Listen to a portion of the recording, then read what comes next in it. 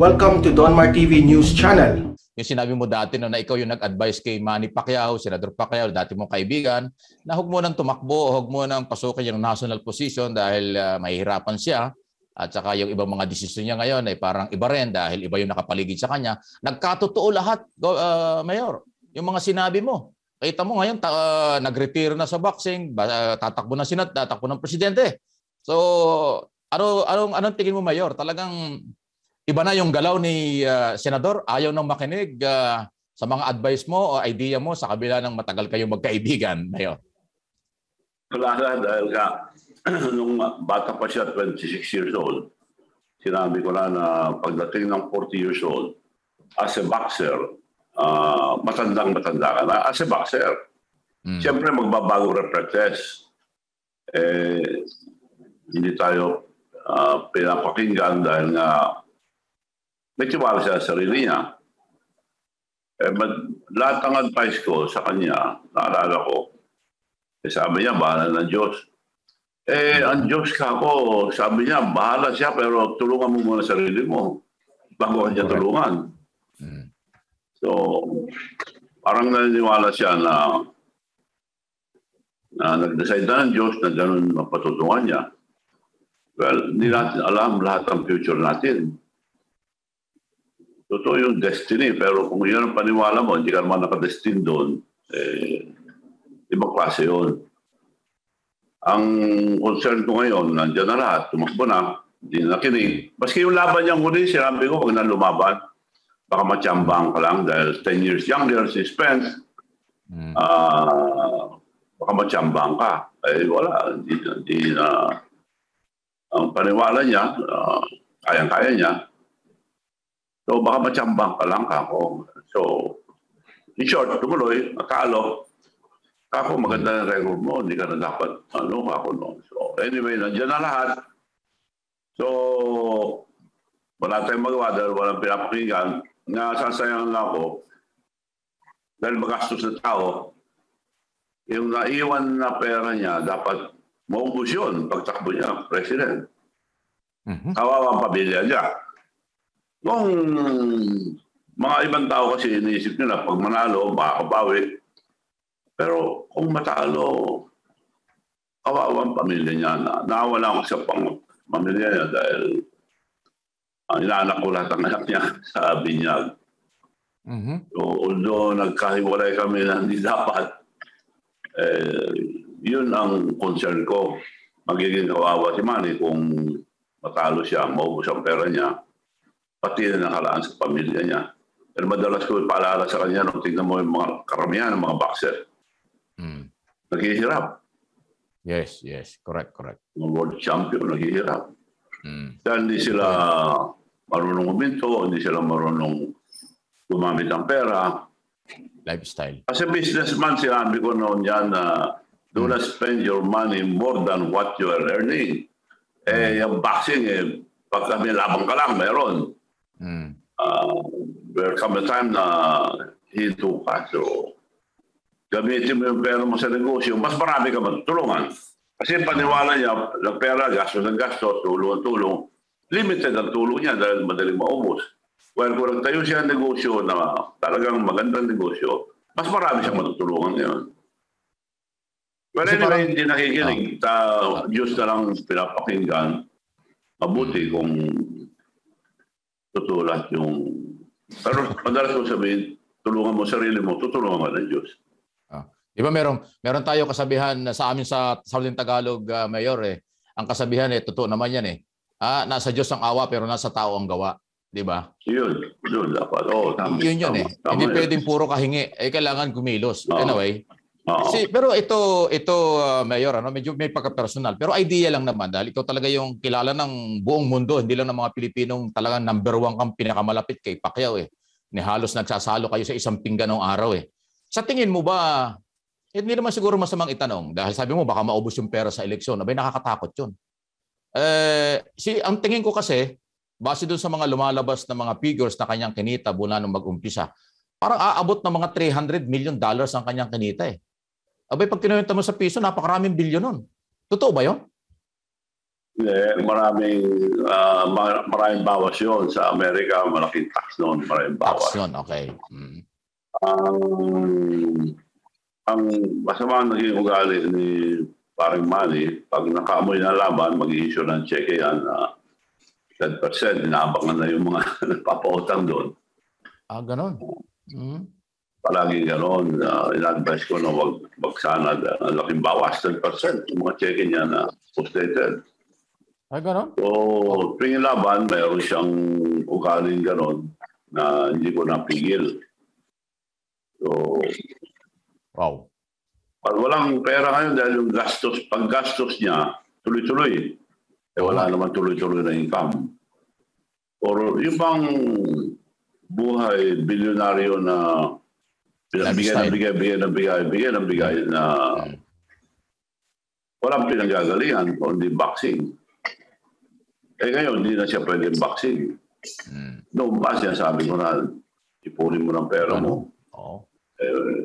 Palagay ko, kung may na yung man ko, konti lang, maubos pagka tuloy siyang, kung matalo, kung manalo, ganon din, maling ba na lang, paano niya babawi kung presidente siya? If he will take advantage of his position, siguro, pero marami na lumabas. Pero ganito Mayor, ano po, kasi lagi niya sinasabi, di ba, na hindi importante sa akin ng pera, ang importante sa akin makatulong ako. Palagi siyang ganoon eh. Totoo ba 'yon? O talagang parang hindi niya pinapahalagan yung kanyang kinita na buhay ang kanyang ibinuwis dahil boxing talaga. Pero sinasabi niya, wala, ipamimigay ko 'yan. Kasi mahalaga sa akin ang pagtulong kaysa sa pera. May hamon pa nga siya na, o kayong mga mayaman, gumastos kayo o magbigay din kayo. Hindi niyo madadala yung pera, hindi naman kailangan binibigay yan sa iba. Parang ganoon ang dating eh. Anong tingin mo ron?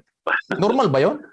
Yung salita yan ng tao na yung maraming pera, yung hindi naubusan ng pera, pwede yun, pero yung sitwasyon niya, hindi naman, wala naman siyang negosyo na malaki na income na tuloy-tuloy. So, hindi pwede yung ganon. Mauubos siya at mauubos. Hindi siya nagmana sa'yo. Ikaw, bilyonaryo, marunong ka maghawak ng pera. Saka bata pa ako na-establish ko ng negosyo. Naalala ko nung dati in-interview kita, sabi mo 21 years old ka pa lang, milyonaryo ka na, di ba? Nabanggit mo sa akin dati. Matagal na 'yon, ha? Ilang taon ko na 'yan. Hindi ko nakakalimutan 'yon. Sabi ko ba, napakagandang halimbawa niyan, 21 years old naging milyonaryo. So, di ba? So kaya nga hindi nagmana sa iyo. Ay kaya ano nangyari? Nakabili na ako ng electric fan nung bata ako, sarili ko. Kita mo. So, napalaki ko. So, awa ng Diyos. Ngayon dapat ko pabigay. Kaya namimigay na ako ngayon. Pero reward system, hindi yung dole out. Kaya meron akong program ngayon na ginawa ko ng program lahat ng mayor. Pinamimigay namin credit card, debit card. Ang tawag ko ron, multi-purpose card. Kung anong bayan mo, yun ang pangalan. So, yung card na yun, ibigay namin sa taong bayan with bank account. Debit card worldwide. Pinakita ko sa video yung napakan ako. Ginamit ko sa Las Vegas, ginamit ko sa Korea. Ang bilis. Credit card, maski taxi, grocery, lahat. Oo nga. Ang importante ron, bawat bigyan namin, ang laking pakinabang yung tao dahil kamag-anak nila abroad or local, pwede sila magpadala ng pera, diretso na. Okay, so maganda yan. Anyway, so doon sa balik ko lang si Senator Pacquiao. Yun, nag-officially, talaga bang official na yun? May nagdududa na baka ito ay publicity lang. Talaga bang sa tingin mo, nagretiro na yan? Talaga bang naghubad na ng glove? Dapat nung araw pa.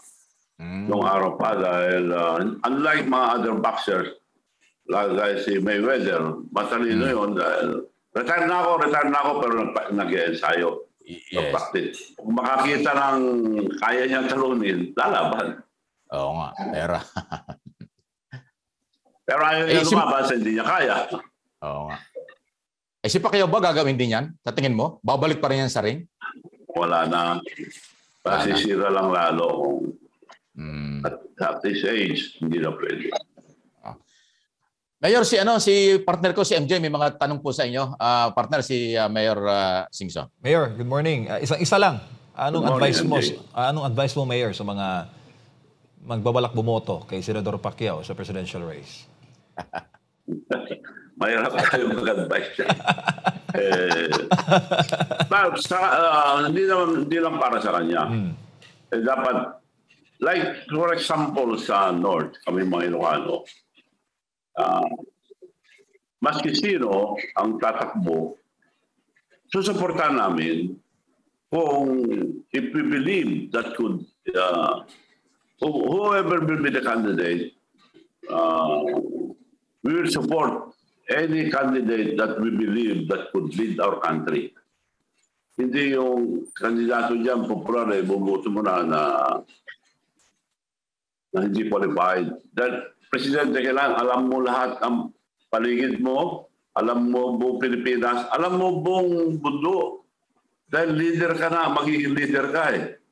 So hindi pwede yung popular ka, Presidente ka na, totoo, hindi mo alam kung una-una, pareho kami mababang pinag-aralan at walang masyadong experience sa politics. Hindi pa sapat. Siguro pwede na sa probinsya. Kaya ako, yung mga mayor, mag-senador, di na ako dahil nga masisira yung ginagawa kong pagtulong sa mga tao. Baka kala, gusto ko lang tumulong dahil gusto ko tumakbo. Kaya kasalamat ako sa aking mga mayors na hindi po ako tatakbo. Salamat sa suporta nyo.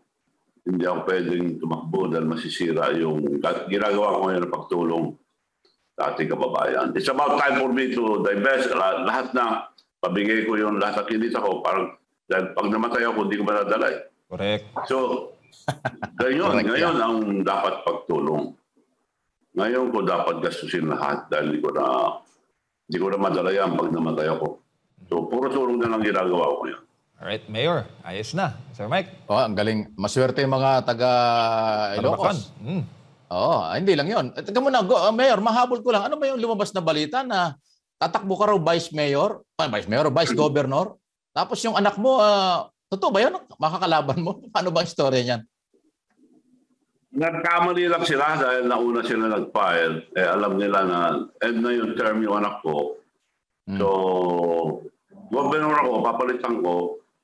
Tapos, alis din ako. Pero ang ginawa, nauna sila na vice governor yung anak ko, governor asawa niya, yung father-in-law niya, congressman. Hindi pwede yan ako. So, ginawa ko na, dahil walang kalaban yung anak ko. Hindi tayo na magkalaban ako. Pero nakapag-isip naman sila.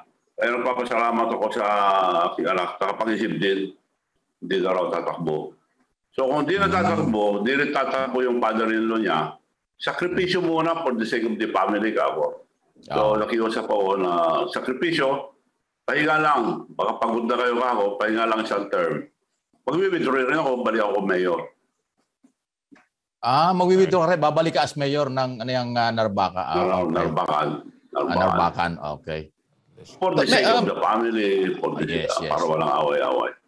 Mayor, meron ako isang pahabol. Medyo may pagka-personal ito, pero kung sasagutin mo okay, kung hindi naman, di okay lang din. Kasi nga, balik ka lang itong relasyon nyo kay Pacquiao. Isang-isa na lang ito, Mayor, pasensya ka na. Sa tingin mo, healthy si Pacquiao? Healthy naman. Pero sa mga boxers, delayed ang reaksyon dahil nakakaluwag ang utak nila tuwing laban eh. So, delayed ang reaksyon yun. Hindi natin alam.